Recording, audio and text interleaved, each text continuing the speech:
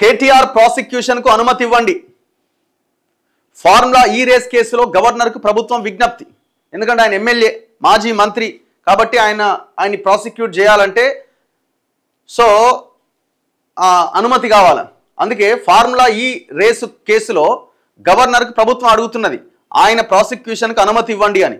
Case ఫైలును గవర్నర్కు పంపిన ప్రభుత్వ ప్రధాన కార్యదర్శి, న్యాయ నిపుణుల అభిప్రాయం కోరిన governor Jishnudev Varma, IAS Arvind Kumar, BLN రెడ్డిల ప్రాసిక్యూషన్కు విజిలెన్స్ కమిషన్ సిఫారసు. పీసీ యాక్ట్ ప్రకారం చర్యలకు కేంద్రానికి ప్రభుత్వం లేఖ.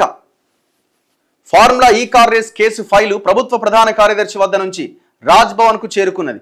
ఈ కేసులో A1గా ఉన్న మాజీ మంత్రి బీఆర్ఎస్ ఎమ్మెల్యే కేటీఆర్ పైన ప్రాసిక్యూషన్ చర్యలు చేపట్టడానికి అనుమతి ఇవ్వాల్సిందిగా గవర్నర్ జిష్ణుదేవ్ వర్మను ప్రభుత్వం కోరింది.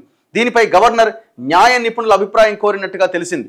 ఫార్ములా ఈ కార్ రేసు కేసు దర్యాప్తు చేపట్టిన ఏసీబీ తమ దర్యాప్తు పూర్తయిందని, కేటీఆర్ పైన ప్రాసిక్యూషన్ చర్యలకు అనుమతి ఇవ్వాలని కోరుతూ ఇదివరకే ప్రభుత్వానికి లేఖ రాసింది. ప్రభుత్వం ఆ లేఖను ఏసీబీ రిపోర్ట్ను విజిలెన్స్ కమిషనర్కు పంపించింది. ఏసీబీ రిపోర్ట్ను పరిశీలించిన విజిలెన్స్ కమిషనర్ నిందితులపైన ప్రాసిక్యూషన్ చర్యలు చేపట్టవచ్చంటూ క్లియరెన్స్ ఇచ్చారు. అయితే కేటీఆర్ పైన ప్రాసిక్యూషన్ చర్యలకు గవర్నర్ అనుమతి అవసరమైనందున విజిలెన్స్ సిఫారసుతో పాటుగా ఏసీబీ నివేదికను గవర్నర్కు సిఎస్ పంపించారు, అంటే ప్రభుత్వ ప్రధాన కార్యదర్శి. దీనిపైన గవర్నర్ జిష్ణుదేవ్ వర్మ బుధవారం న్యాయ నిపుణుల అభిప్రాయాన్ని కోరినట్టుగా తెలుస్తోంది. వారి అభిప్రాయం అందిన తర్వాత కేటీఆర్ ప్రాసిక్యూషన్ పై గవర్నర్ నిర్ణయం తీసుకునే అవకాశం ఉన్నది. ఫార్ములా ఈ కార్ రేసులో కేటీఆర్ సహా 5గురిని అంటే విచారణ అయిపోయిన తర్వాత ఏసీబీ తేల్చిందనమాట ఇందులో అవకతవకలు జరిగినాయి, ఆయన మీద చర్యలకు అనుమతి ఇవ్వాలని.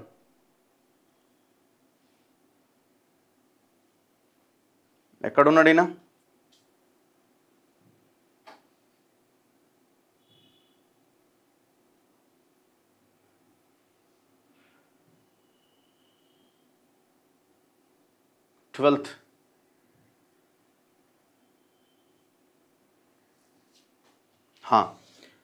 వీరిలో ఫార్ములా ఈ ఆపరేషన్ సంస్థ FEO లండన్కి సంబంధించిన కంపెనీ ఒకటి, త్రైపాక్షిక ఒప్పందంలో కీలకమైన ఏఎస్ నెక్స్ట్ జెన్ సంస్థ MD అండ్ ఐఏఎస్ అధికారి Aravind Kumar, chief engineer BLN Reddy ఉన్నారు.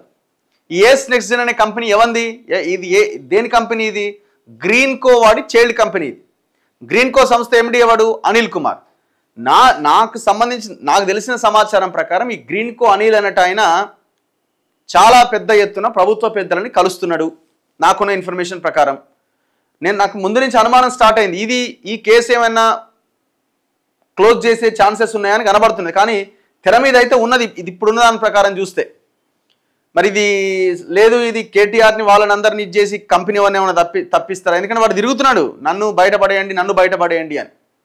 ఇందులో టోటల్ కల్ప్రిట్ ఆ గ్రీన్కో అనిలే. ఒక రకంగా చెప్పాలంటే కేటీఆర్కు బినామీలు వీళ్ళంతా.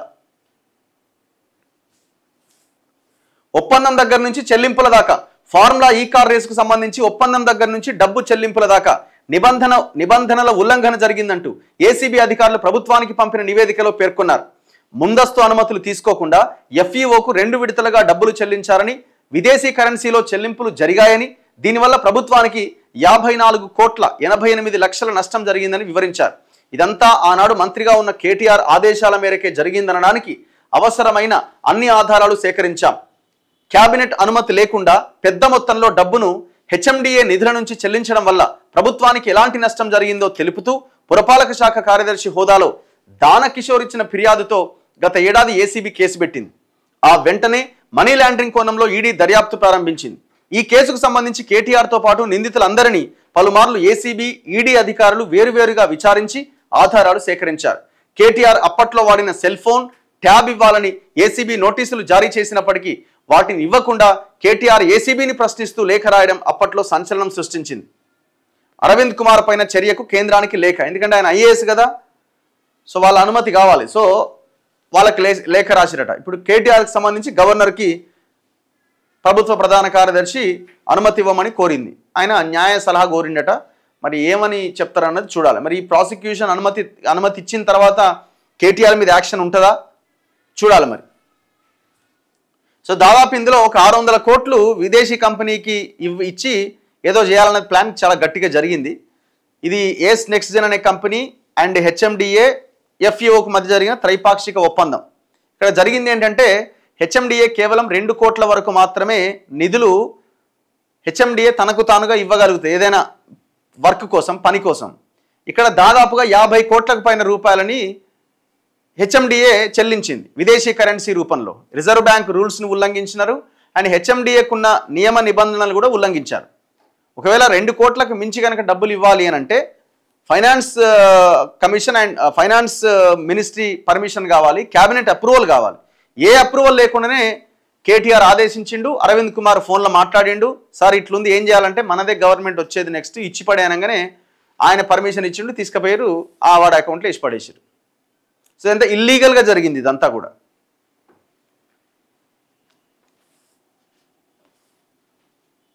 నేనేమంటున్నా అంటే ఇది ఒక్కటే కేసు ఉందా? ఎన్ని కేసులు ఉన్నాయి? ఈ తెలంగాణలో అత్యంత భయంకరమైన భూముల కేసులు ఉన్నాయి. దాదాపు కొన్ని లక్షల కోట్లు. టెరాసిస్ అనే కంపెనీ చెప్తుందట 25 లక్షల ఎకరాల గవర్నమెంట్ ల్యాండ్ పట్టాల కింద మారిందని. ఇక దాని వాల్యూ ఎంత ఉంటుంది? ఎన్ని లక్షల కోట్లు ఉంటుంది? ఒకసారి ఆలోచించండి. మరి దాని సంగతి ఏంది? ఇది ఎంత కొడితే ఎంత కొట్టినా గదే 100-200 కోట్ల ఎంతో ఉండొచ్చేమి. ఇది కాళేశ్వరం ఎంత తిప్పి కొట్టినా ఒక 20,000 కోట్లు, 30,000 కోట్లు, 40,000 కోట్లు ఉండొచ్చేమో. అంటే జరిగిన వాళ్ళు తిన్నది చెప్తున్నా. ప్రాజెక్టు 1,00,000 కోట్ల పైన, అందులో వీళ్ళకి ముట్టింది.